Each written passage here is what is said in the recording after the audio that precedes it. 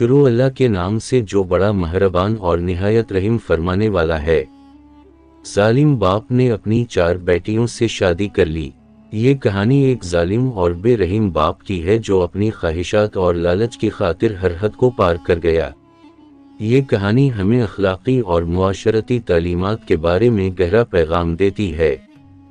کہیں دور ایک گاؤں میں ایک شخص رہتا تھا جس کا نام غلام رسول تھا۔ وہ اپنی بیوی اور 4 بیٹیوں کے ساتھ رہتا تھا۔ اس کی بیوی نیک اور دیندار خاتون تھی اور بیٹیاں بھی معصوم اور شریف تھیں۔ لیکن غلام رسول کا دل سنگ دل تھا، وہ ہمیشہ اپنی بیوی اور بیٹیوں پر ظلم کرتا رہتا تھا۔ ایک دن غلام رسول کی بیوی شدید بیمار ہو گئی اور تھوڑے عرصے بعد انتقال کر گئی۔ بیوی کے انتقال کے بعد غلام رسول کی ظلم و ستم میں مزید اضافہ ہو گیا۔ اس کی بیٹیاں اس کے ظلم سے خوف زدہ رہنے لگیں۔ غلام رسول کی بیوی کے انتقال کے بعد گھر میں ماتم کا سماں تھا، مگر غلام رسول کو اپنی بیوی کی موت سے زیادہ اپنی جائیداد اور دولت کی فکر تھی۔ ایک دن غلام رسول نے اپنے اندر ایک خوفناک خیال کو جنم دیا۔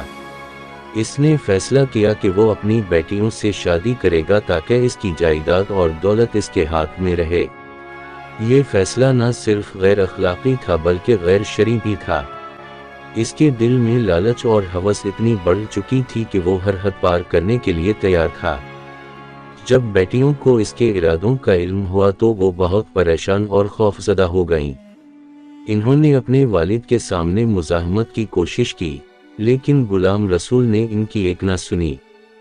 اس نے دھمکی دی کہ اگر وہ اس کے فیصلے کے خلاف جائیں گی تو ان کا انجام بھی ان کی ماں جیسا ہوگا۔ بیٹیاں بے بس تھیں، ان کے پاس کوئی راستہ نہیں تھا۔ وہ اپنے والد کی ظالمانہ دھمکیوں کے سامنے جھکنے پر مجبور ہو گئیں۔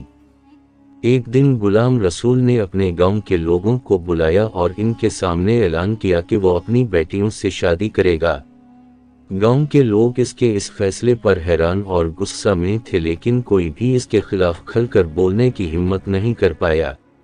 غلام رسول نے سب کو یقین دلایا کہ اس کا فیصلہ شریعت کے مطابق ہے، حالانکہ حقیقت اس کے برعکس تھی۔ شادی کی تقریب کا دن آ گیا۔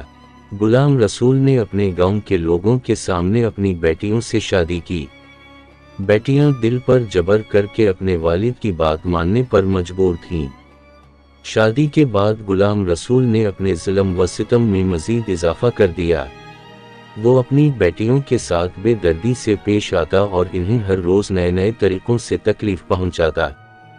شادی کے کچھ دن بعد غلام رسول کی ظلم و ستم کی داستانیں پورے علاقے میں مشہور ہو گئیں۔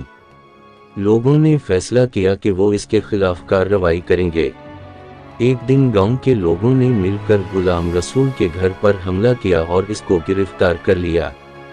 گاؤں کے لوگوں نے اس کے گھر کو گھیر لیا اور اسے پولیس کے حوالے کر دیا۔ غلام رسول کو عدالت میں پیش کیا گیا جہاں اس کے خلاف سخت ترین سزا سنائی گئی۔ اسے عمر قید کی سزا دی گئی اور اس کی بیٹیوں کو آزاد کر دیا گیا۔